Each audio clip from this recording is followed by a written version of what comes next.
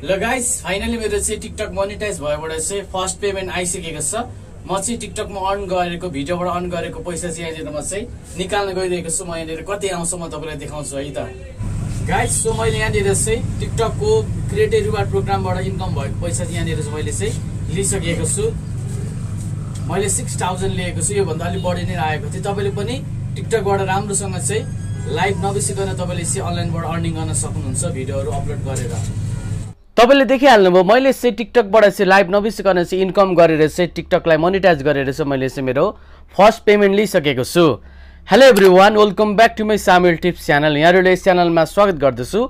आजको यस भिडियोमा चाहिँ विशेष गरी तपाईँको माझमा चाहिँ तपाईसँग एउटा टिकटक आइडी छ भने, तपाईँको राम्रो फलोवर छ भने, राम्रो भ्युज आउँछ भने चाहिँ नेपालमा बसेर नेपालको टिकटक आइडीले कसरी मोनेटाइज गर्न सकिन्छ, मोनेटाइज गर्नको लागि के कस्तो क्राइटेरियाहरू रहेको छ, भिडियोहरू कस्तो हाल्नुपर्छ, ब्याङ्क एकाउन्ट कसरी जोड्ने, मोनेटाइज गर्नको लागि यानि कि क्रिएटिभ रिवार्ड प्रोग्राम ल्याउनको लागि के गर्नुपर्छ, म तपाईँलाई सबै जानकारी यो भिडियोमा दिन गइरहेको छु। ए टु जेड जानकारी। यसको लागि तपाईँले भिडियोलाई अन्तिमसम्म तपाईँले चाहिँ हेरिहाल्नुभयो भने तपाईँले चाहिँ टिकटकमा लाइभ नबिसिकन भिडियो अपलोड गरेर नै 10-20 हजार तपाईँले चाहिँ महिनामा कमाउन सक्नुहुनेछ। भिडियोलाई अन्तिमसम्म हेर्दै गर्नु होला। भिडियोलाई अहिलेसम्म एक लाइक गर्नुभएको छैन भने भिडियोलाई अवश्य एक लाइक गरिदिनु होला। यो भिडियो आफ्नो फ्रेन्ड्सहरूमा पनि सेयर गर्नु होला। र यस्तो प्रकारको जानकारीमूलक भिडियोको लागि हाम्रो यस सामेल टिप्स युट्युब च्यानललाई सब्सक्राइब गरी छेउमा रहेको बेला बजेर अलमा सेलेक्ट गर्न नभुल्नु होला। आउनुहोस् ढिला नगरिकन आजको हाम्रो टपिकतर्फ लागौँ। अब जस्ट यहाँनिर म मोबाइलको स्क्रिन रेकर्डलाई मैले यहाँनिर चाहिँ खोलिसकेको छु। अब यहाँनिर म टिकटक एकाउन्टलाई मैले यहाँनिर खोलेर तपाईँलाई म विस्तारमा बुझाउने छु। जस्तै यहाँनिर म प्रोफाइलमा जान्छु। यो चाहिँ मेरो टिकटक आइडी रहेको छ जसमा 54000 फलोवर रहेको छ। मैले यस्तै टेक्नोलोजी भिडियोहरू मैले यहाँनिर चाहिँ अपलोड गरिरहेको हुन्छ। भ्युज पनि राम्रै आउँछ, ठिकै आउँछ। अब यहाँनिर चाहिँ म चाहिँ यहाँनिर टिकटक स्टुडियो भन्ने अप्सनमा जान्छु है।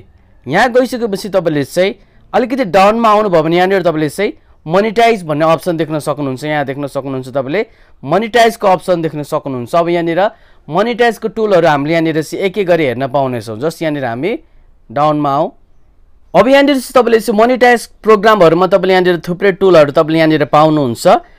तपाईँले चाहिँ मेन तपाईँले इन्कम गर्ने टुल भनेको हाम्रो मोनेटाइजको टुल भनेको यो क्रिएटिभ रिवार्ड प्रोग्राम भन्ने रहेको छ। यहाँ देख्न सक्नुहुनेछ तपाईँको नेपाली टिकटक आइडीमा तपाईँले चाहिँ यो क्रिएटिभ रिवार्ड प्रोग्रामलाई तपाईँले ल्याउनु पर्ने हुन्छ। कसरी ल्याउने त्यो मैले भिडियोको अन्तिममा भन्छु, तपाईँले भिडियो हेर्दै गर्नु होला। अब यहाँनिर मेरो ब्यालेन्स देख्न सक्नुहुनेछ। यहाँनिर $0.15 रहेको छ, किनभने डलर मेरो ब्याङ्कमा गएर पनि मैले चाहिँ निकालिसकेको छु। ब्यालेन्समा टच गरिदिन्छु। यहाँनिर म ब्यालेन्समा टच गर्ने बित्तिकै यहाँ देख्न सक्नुहुन्छ तपाईँले चाहिँ क्रिएटर सप फर क्रिएटर भनेर यहाँ माथि रहेको छ। टिकटक सप फर क्रिएटर, यो चाहिँ हामीले टिकटक एकाउन्टबाट सामानहरू बेच्यो भने हाम्रो थ्रु हामीलाई यहाँनिर कमिसन आउँछ। तर हाम्रो यहाँनिर चाहिँ अदर प्रोग्राम भनेको चाहिँ यो भनेको हाम्रो क्रिएटिभ रिवार्ड प्रोग्रामको डलर रहेको छ। यहाँ टच गरेर म तपाईँलाई देखाइदिन्छु सबभन्दा अगाडि प्रुफ। अब यहाँ देख्न सक्नुहुन्छ तपाईँले चाहिँ यहाँनिर म भ्यूमा टच गरिदिन्छु। भ्यूमा टच गर्ने बित्तिकै यहाँनिर तपाईँले मन्थली अर्निङ भन्ने JPY भनेर यहाँनिर तपाईँले चाहिँ जापानिज डलर यहाँनिर USD डलर पाउन सक्नुहुन्छ। यहाँ टच गर्ने बित्तिकै तपाईँको यहाँनिर चाहिँ इस्टिमेट रिवार्ड दिस स्प्रेड भनेको चाहिँ मेरो चाहिँ $59 जति मैले टिकटक क्रिएटिभ रिवार्ड प्रोग्रामबाट इन्कम गरेको थिएँ। मेरो चाहिँ यो चाहिँ ब्याङ्कमा गइसकेको छ। जस्तै यहाँ देख्न सक्नुहुन्छ यहाँनिर म भ्यू पास्ट पेमेन्ट यहाँनिर म टच गर्दाखेरि यहाँ देख्न सक्नुहुन्छ मैले चाहिँ टिकटकमा भिडियो अपलोड गरेर मात्र यहाँनिर मैले $59, कुनै महिना $31, $4, $0.82 यसरी मैले इन्कम गरिरहेको छु। र यहाँनिर चाहिँ पेड पनि मेरो भइसकेको छ। मेरो यो चाहिँ ट्रान्जेक्सन डिटेलमा आउँदाखेरि मेरो यो चाहिँ पैसा पनि मेरो ब्याङ्कसम्म गइसकेको छ।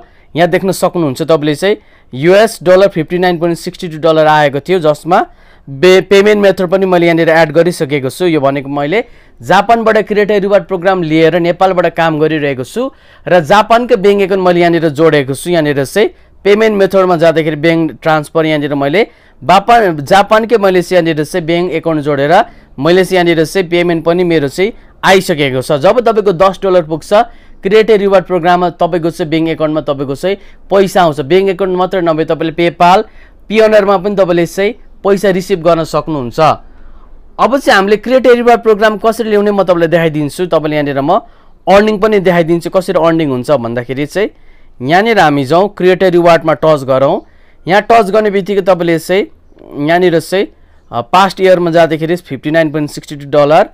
अलिकति डाउनमा आउँछ है त। म यहाँनिर अलिकति डाउनमा आउँदाखेरि यो इन्सफिसियन्ट भ्युज भनेको म भ्युज पुगेन, अलिकति धेरै भ्युज आउनुपर्छ टिकटकबाट इन्कम गर्नको लागि चाहिँ। अलिकति डाउनमा आउँदाखेरि मैले कुन कुन भिडियोबाट इन्कम गरेको छु म तपाईँलाई देखाइदिन्छु। यहाँनिर देख्न सक्नुहुन्छ कुनै भिडियोबाट $0.47, कुनै भिडियोबाट $2, कुनै भिडियोबाट $0.19 होइन, कुनै भिडियोबाट यहाँनिर चाहिँ $7, कुनै भिडियोबाट $10 सम्म मैले यहाँनिर चाहिँ क्रिएटर रिवार्ड प्रोग्रामबाट इन्कम गरिरहेको छु मजासँगले।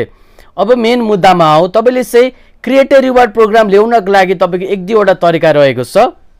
नेपाल त इलिजिबल छैन, धेरैजनाले चाहिँ के भने मैले भिडियोमा बुझिनँ भनेर भन्नुहुन्छ। भिडियोलाई तपाईँले फुल वाच गर्नुभयो भने मात्र तपाईँले सम्पूर्ण कुराहरू बुझ्नुहुन्छ। यो क्रिएटर रिवार्ड प्रोग्राम ल्याउनको लागि तपाईँले चाहिँ सबभन्दा पहिला नेपालमा बसेर तपाईँले चाहिँ लोकेसन चेन्ज गरेर अमेरिकन अथवा युएसए होइन अथवा युके अथवा तपाईँले चाहिँ जापानिज एकाउन्ट बनाउनु भयो भने पनि तपाईँको सुरुमा क्रिएटर रिवार्ड प्रोग्राम तपाईँको नयाँ एकाउन्टमा आउँछ। नयाँ एकाउन्टको कुरा गर्दैछु। 10,000 फलोवर पुऱ्याएर तपाईँले 18 वर्षभन्दा माथिको तपाईँले एकाउन्ट बनाएर तपाईँले चाहिँ आफ्नो टिकटकमा चाहिँ 1 लाख भ्युज ल्याउनु पर्ने हुन्छ। तपाईँले चाहिँ 1 महिनाभित्र, अन्तिम 1 महिनाभित्र 1 लाख भ्युज ल्याउनु भयो भने तपाईँले क्रिएटर रिवार्ड प्रोग्राम चाहिँ जोइन गर्न पाउनुहुनेछ। जोइन गर्न पाउँछु भन्दैमा जुन पाए त्यही भिडियोहरू, अरूको भिडियोहरू, सिरियलहरू, फिल्महरू तपाईँले हाल्नु हुँदैन। आफ्नो अर्ग्यानिक भिडियो तपाईँले हालेर तपाईँले चाहिँ आफ्नो टिकटक आइडीमा कुनै पनि वार्निङ स्ट्राइकहरू तपाईँको आएको हुनु हुँदैन। जस्तै यहाँनिर म जान्छु, ब्याकमा गइसकेपछि यहाँ डाउनमा हेर्दाखेरि तपाईँको चाहिँ यहाँनिर एकाउन्ट चेक भन्ने अप्सन तपाईँले यहाँनिर पाउनुहुन्छ। अलिकति डाउनमा जाँदाखेरि यहाँनिर चाहिँ तपाईँको चाहिँ एकाउन्ट चेक भन्ने यहाँनिर अप्सन पाउनुहुन्छ। यहाँ टच गरेर कुनै पनि तपाईँको भाइलेसन स्ट्राइक छ कि छैन भन्ने कुरा तपाईँले चाहिँ आफ्नो टिकटक आइडीमा यहाँनिर एकाउन्ट चेकमा गरेर तपाईँले चाहिँ सुरुमा हेर्नु होला। अनि तपाईँले चाहिँ मोनिटाइजको लागि तपाईँले चाहिँ सबभन्दा पहिला तपाईँले जोइन गर्न सक्नुहुन्छ। नो आउटस्ट्यान्डिङ इस्यु भनेको छ मेरो टिकटक एकाउन्टमा कुनै पनि के छ समस्याहरू, स्ट्राइक, वार्निङहरू छैन।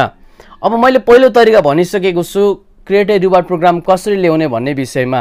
दोस्रो तरिका भनेको तपाईँले चाहिँ क्रिएटर रिवार्ड प्रोग्राम इलिजिबल भएको कन्ट्रीहरू जुन फ्रान्स, जापान, त्यसै गरी तपाईँको अमेरिका, युके, त्यसै गरी कोरिया, यी कन्ट्रीहरूमा तपाईँको आफन्त साथीभाइहरू कोही छन् भने तपाईँको टिकटक आइडीलाई 2-3 महिना चलाउन दिनु होला लगइन गरेर। र तपाईँले चाहिँ भिडियो पनि त्यहाँबाट अपलोड गर्न लाउनु पर्ने हुन्छ सबभन्दा पहिला।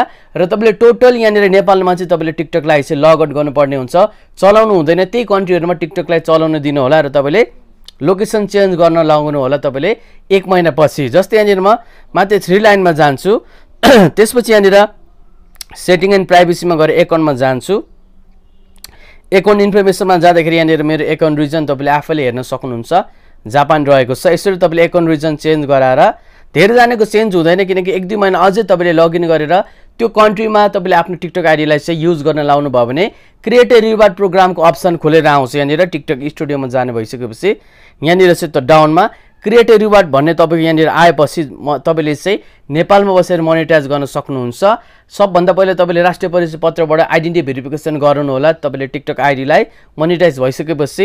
त्यसपछि तपाईँले चाहिँ त्यो कन्ट्रीमा कुन ब्याङ्क तपाईँको चाहिँ ट्रान्जेक्सनहरू तपाईँले चाहिँ हाल्न सकिन्छ भन्नाले, जस्तै जापानबाट तपाईँले चाहिँ टिकटक आइडी मोनिटाइज गर्नुभयो भने जापानबाट क्रिएटर रिवार्ड प्रोग्राम लिएर त्यहाँनिर भनेको तपाईँले पियोनियर एकाउन्ट जोड्नु मिल्छ कि तपाईँले चाहिँ ब्याङ्क एकाउन्ट जोड्नु मिल्छ।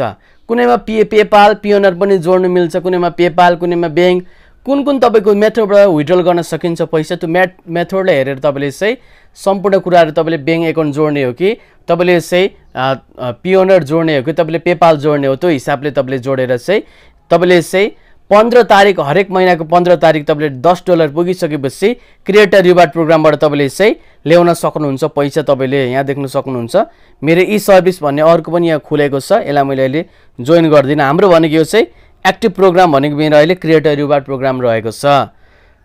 हजुरहरूलाई आजको यस भिडियो कस्तो लाग्यो त? भिडियो मन परेमा भिडियोलाई 1 लाइक गरिदिनु होला, यो भिडियो आफ्नो फ्रेन्ड्सहरूमा पनि सेयर गर्नु होला र तपाईँले कुनै पनि नबुझेको कुराहरू छ भने कमेन्ट गर्न सक्नुहुन्छ। र यस्तै प्रकारको अनलाइन अर्निङ सम्बन्धी भिडियोको लागि हाम्रो यस सामिल टिप्स युट्युब च्यानललाई सब्सक्राइब गरेर छेउमा रहेको बेल बजार अलमा सेलेक्ट गर्न नभुल्नु होला। धन्यवाद, बिदा पाउँछु नेपाल।